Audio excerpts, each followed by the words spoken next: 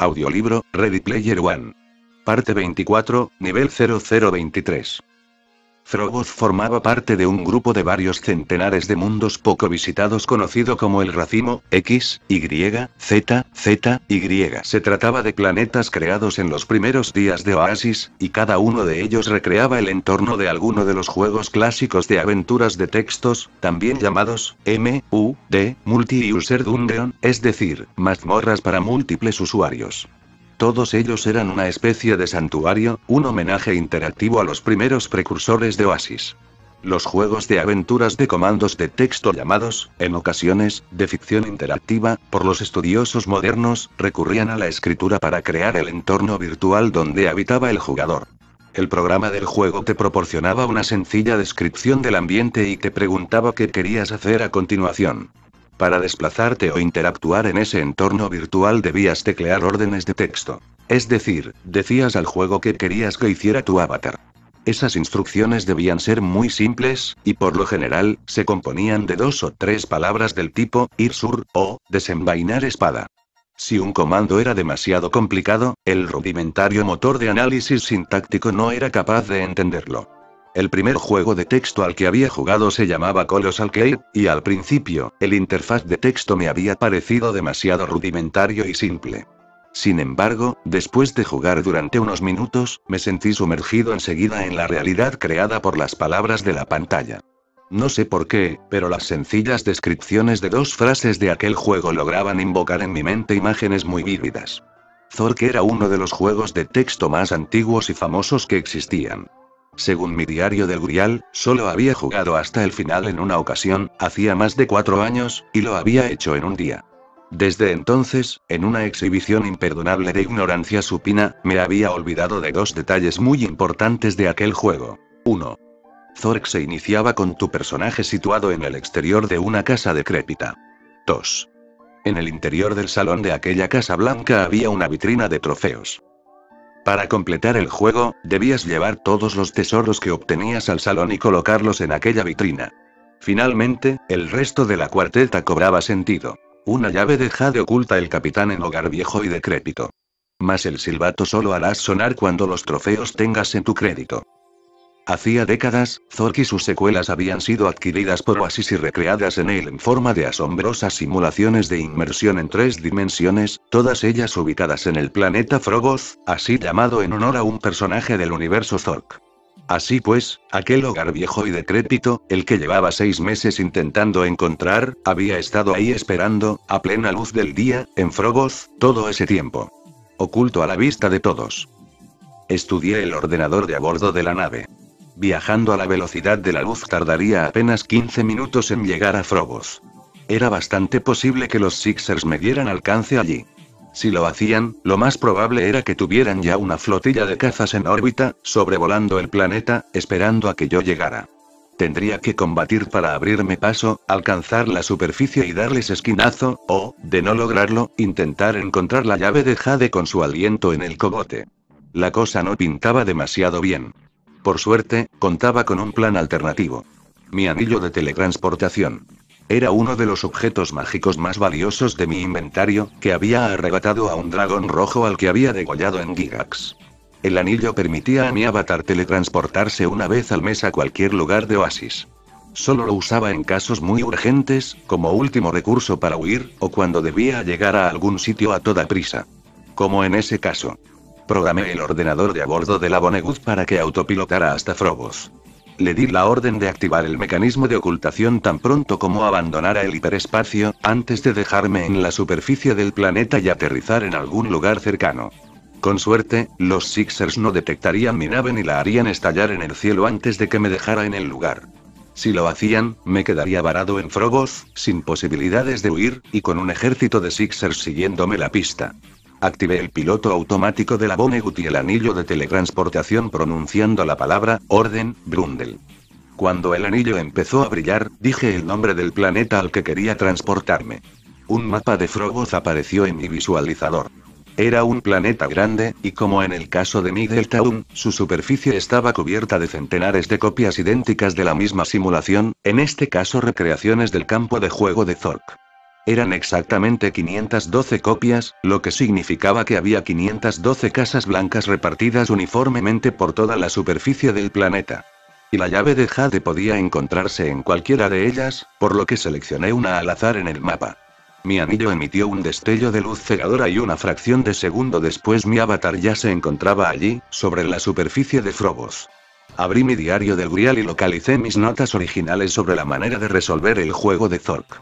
Después abrí un mapa del campo de juego y lo dejé en una esquina de mi visualizador. Alcé la vista al cielo y no vi señal alguna de los Sixers, lo que no quería decir que no hubieran llegado ya. Sorrento y sus secuaces, probablemente, se habrían teletransportado a otro de los campos de juego. Todo el mundo sabía que ya habían acampado en el sector 7 y que esperaban el momento propicio para actuar. Tan pronto como hubieran visto que H ganaba posiciones en la tabla, habrían usado la tablilla de búsqueda de Findoro y habrían descubierto que se encontraba en Frobos. Eso significaba que toda la flota Sixer ya se encontraba de camino. Debía hacerme con la llave lo antes posible y salir cagando leches de allí. Miré a mi alrededor. El espacio que me rodeaba me resultaba extrañamente conocido. La descripción inicial del juego de Zork decía así. Al oeste de la casa, estás de pie, en un campo abierto, al oeste de una casa blanca con unos tablones cruzados en la puerta. Hay un pequeño buzón. Mi avatar se encontraba en ese campo abierto, al oeste de la Casa Blanca. La puerta principal de la mansión victoriana tenía unos tablones cruzados que la cerraban y a escasos metros de mí, al final del camino que conducía a la casa, había un buzón. Un bosque espeso rodeaba la construcción y más allá de él se adivinaban los picos desolados de unas montañas. Al volver la vista hacia la izquierda vi un sendero que llevaba hacia el norte, exactamente donde yo esperaba encontrarlo. Corriendo, rodeé la casa hasta su parte trasera, donde encontré una ventana mal cerrada. La abrí y me colé. Como esperaba, había entrado por la cocina. En el centro de aquel espacio había una mesa de madera y sobre ella reposaba un saco marrón, alargado, y una botella de agua. A un lado había una chimenea y una escalera que conducía al desván. Un distribuidor, situado a la izquierda, conducía al salón. Igual que en el juego. Pero en la cocina había otras cosas que no se mencionaban en la descripción escrita que se hacía de aquella estancia en el juego, una cocina de hornillos, una nevera, varias sillas de madera, un fregadero y varias hileras de armarios alineadas a distintas alturas. Abrí la nevera. Estaba llena de comida basura. Pizzas fosilizadas, pastelitos tentempié, embutidos y una amplia gama de salsas y condimentos. Revisé los armarios, que ocultaban gran cantidad de productos enlatados y empaquetados. Arroz, pasta, sopa, y cereales. Un armario en concreto estaba hasta los topes de paquetes antiguos de cereales de desayuno, casi todos desaparecidos del mercado antes de que yo naciera.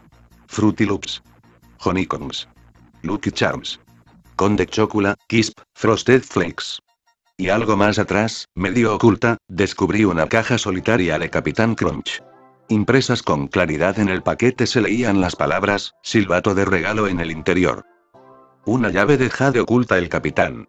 Vertí el contenido de la caja en la encimera, esparciendo las bolas de cereal dorado por todas partes. Y entonces lo vi, un pequeño silbato de plástico envuelto en un papel de celofán transparente. Lo rasgué y sostuve el premio en la palma de la mano. Era amarillo, con el rostro del dibujo animado del Capitán Crunch, grabado en relieve a un lado, y un pequeño perro al otro.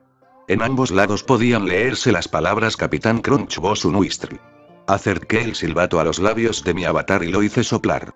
Pero el silbato no emitió ningún sonido ni ocurrió nada más. Mas el silbato solo harás sonar cuando los trofeos tengas en tu crédito. Me guardé el silbato y abrí la bolsa que reposaba sobre la mesa de la cocina. Descubrí que contenía una cabeza de ajo, que añadí también a mi inventario. Salí corriendo entonces en dirección oeste y entré en el salón. El suelo estaba cubierto por una gran alfombra oriental. Los muebles eran antiguos, como los que había visto en películas de los años 40 del siglo XX, y estaban distribuidos por toda la estancia. En la pared occidental se destacaba una puerta con personajes extraños tallados en ella. Y frente a ella, en la pared opuesta, la preciosa vitrina de los trofeos. Estaba vacía. En lo alto reposaba una linterna de pilas, y sobre ella, colgada en la pared, una espada brillante.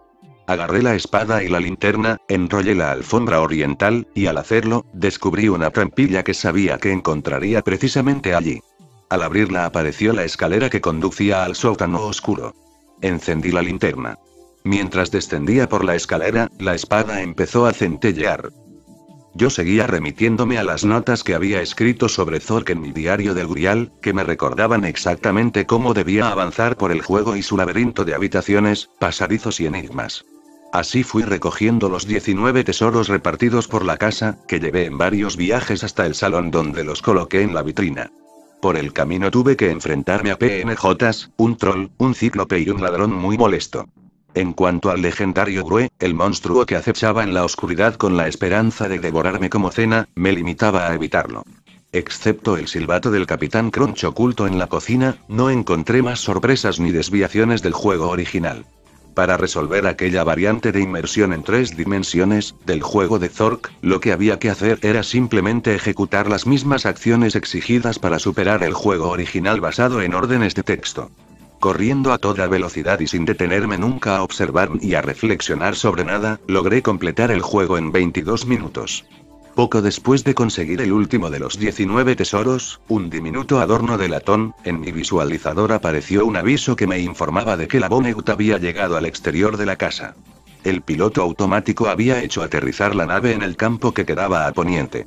Su mecanismo de ocultación seguía activado y los escudos, en posición.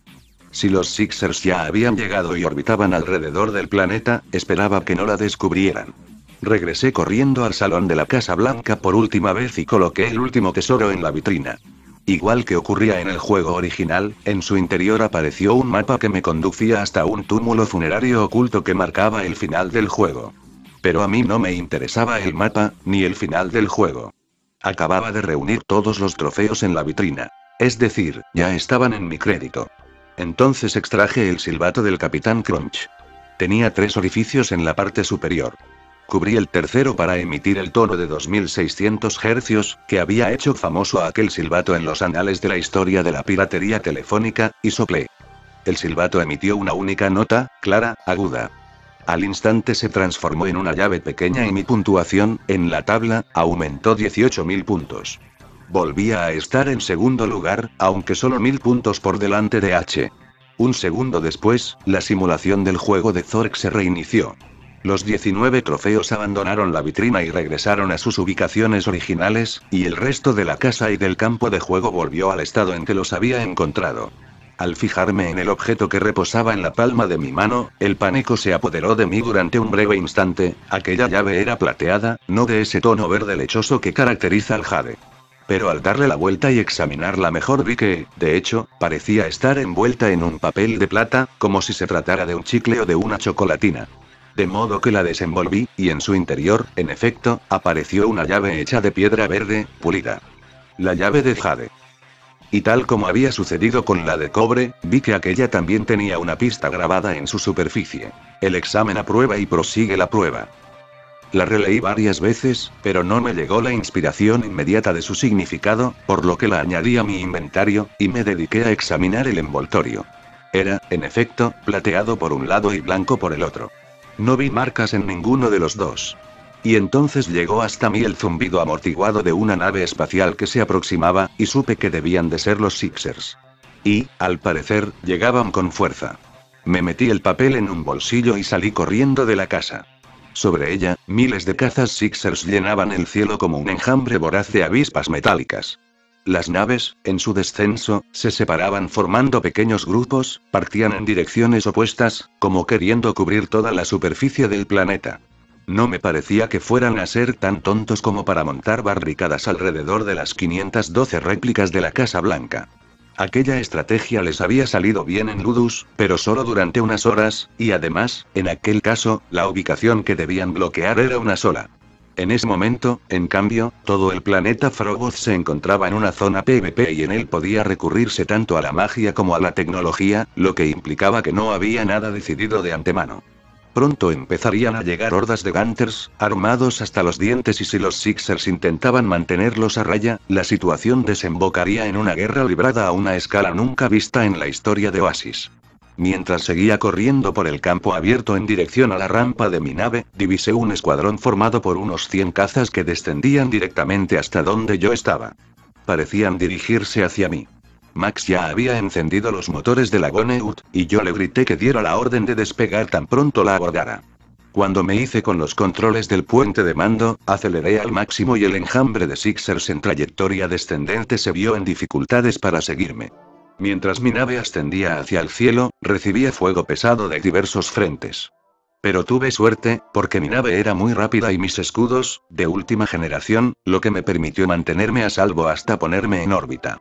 Sin embargo, mis enemigos la alcanzaron instantes después y el casco de la Vonnegut sufrió daños considerables en los segundos que tardé en alcanzar la velocidad de la luz. Me salvé por los pelos. Aquellos cabrones habían estado a punto de abatirme.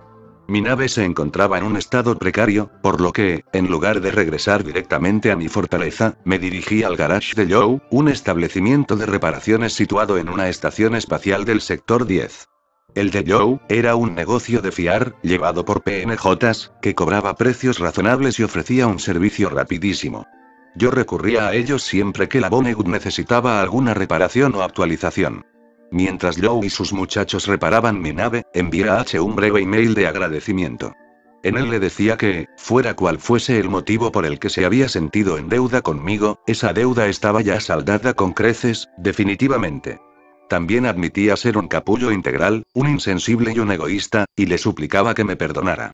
Una vez reparada la nave, regresé a mi fortaleza. Allí pasé el resto del día pegado a los canales informativos. Ya se había corrido la voz sobre Frogos y todos los Gunters se habían teletransportado hasta allí con los medios a su alcance. Otros miles llegaban en nave espacial cada minuto, para combatir contra los Sixers y asegurarse su copia de la llave de Jade. Los informativos emitían en directo las centenares de batallas a gran escala que habían estallado en Frogos, alrededor de casi todas las reproducciones del hogar viejo y decrépito. Los grandes clanes de Gunters habían vuelto a aliarse para lanzar un ataque coordinado contra las fuerzas Sixers. Aquello era el principio de lo que se conocería como la batalla de Frogos y las bajas empezaban a acumularse en ambos bandos. Tampoco le quitaba el ojo de encima a la tabla, esperando hallar la prueba de que los Sixers habían empezado a obtener copias de la llave de Jade, mientras sus fuerzas mantenían a raya a la oposición. Como me temía, la siguiente puntuación en incrementarse fue la que figuraba junto al número de empleado de Iowa y de Sorrento, que obtuvo 17.000 puntos y le llevó a ocupar la cuarta posición. Dado que los Sixers sabían dónde y cómo obtener la llave de Jade, esperaba ver aumentar las puntuaciones de los secuaces de Sorrento. Pero, para mi sorpresa, el siguiente avatar en hacerse con la llave fue nada menos que Shoto, que la consiguió apenas 15 minutos después de Sorrento. No sabía cómo, pero Shoto había logrado burlar las hordas de Sixers que infestaban el planeta, había entrado en una recreación de la Casa Blanca, había reunido los 19 trofeos requeridos y obtenido la copia de la llave de Jade. Seguí atento a la tabla, convencido de que la puntuación de Daito experimentaría también un incremento. Pero eso no ocurrió. Lo que sí ocurrió fue que, unos minutos después de que Shoto obtuviera su copia de la llave, el nombre de Daito desapareció por completo de la tabla. Eso solo podía deberse a un hecho. Acababan de matarlo.